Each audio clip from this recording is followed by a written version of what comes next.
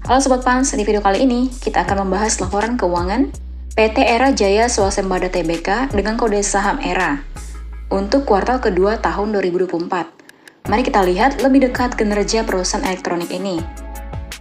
Pertama, mari kita bahas kinerja utama.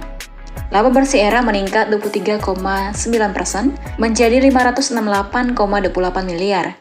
Ini mencerminkan efisiensi dalam pengelolaan beban pajak dan peningkatan pendapatan lainnya. Kemudian penjualan neto juga tumbuh 14,60% dari 28,90 triliun pada semester pertama tahun 2023 menjadi 33,12 triliun pada semester pertama 2024. Hal ini didorong oleh kenaikan penjualan telepon seluler, tablet, komputer, dan peralatan elektronik lainnya.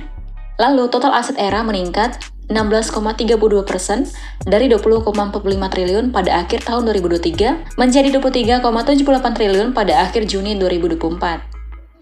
Persediaan mencerminkan 39,9% dari total aset, meningkat 17,98%. Kemudian kas dan setara kas mengalami penurunan, dan piutang usaha pihak ketiga juga turun 4,43%. Next, liabilitas perusahaan meningkat 24,43% dari 12,32 triliun pada akhir 2023 menjadi 15,33 triliun pada pertengahan tahun 2024. Kemudian utang bank jangka pendek naik 57,45%, sedangkan utang usaha pihak ketiga mengalami penurunan ringan. Utang bank jangka panjang melonjak 199,88%, dan hal ini menunjukkan peningkatan pinjaman untuk mendukung ekspansi perusahaan. Kemudian pendapatan terbesar berasal dari penjualan telepon seluler dan tablet yang menyumbang 82% dari total revenue dan tumbuh 16,11%. Komputer dan peralatan elektronik menyumbang 3,67% dari total revenue, meningkat 40,61%, meskipun produk operator turun 37,48%. Kategori lain seperti aksesori dan lain-lain menunjukkan pertumbuhan yang positif. Namun arus kas operasional mengalami penurunan signifikan dari 2,7 triliun pada semester pertama tahun 2023 menjadi 3,12 triliun pada semester pertama tahun 2024. Hal ini terutama disebabkan oleh peningkatan pembayaran kepada pemasok dan karyawan yang melebihi penerimaan dari pelanggan. Lalu cadangan kas juga menurun sebesar 1,18 triliun pada akhir 2023 menjadi 827,84 miliar pada pertengahan tahun 2024.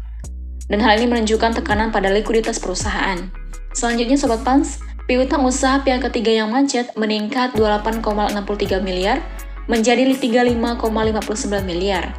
Sementara itu, utang terbesar pada Apple South Asia Pte Ltd dan PT Samsung Electronics Indonesia menunjukkan ketergantungan yang besar pada pemasok utama ini.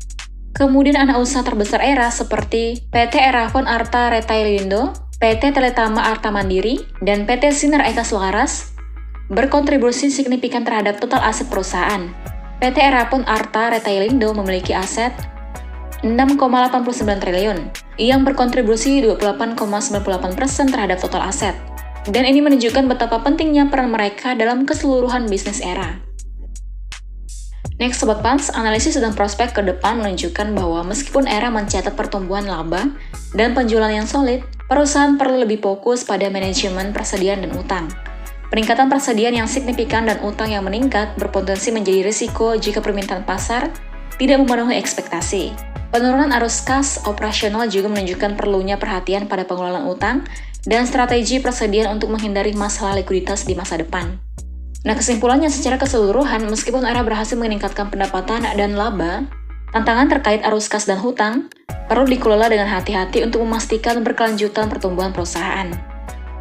Well, jika Sobat Pans tertarik untuk berinvestasi saham di Panin Sekuritas, Sobat Pans bisa melakukan pembukaan rekening saham dengan cara scan barcode berikut ini dan raih kesempatan mendapatkan promo cashback senilai Rp200.000 dengan setoran dana sebesar Rp1 juta, khusus menggunakan RDN Bank Panin. Dan Sobat Pans dapat menyetorkan dana dalam jangka waktu 7 hari setelah RDN jadi. Well then, happy trading dan happy investing. Investasi aman bersama Panin Sekuritas Pontianak.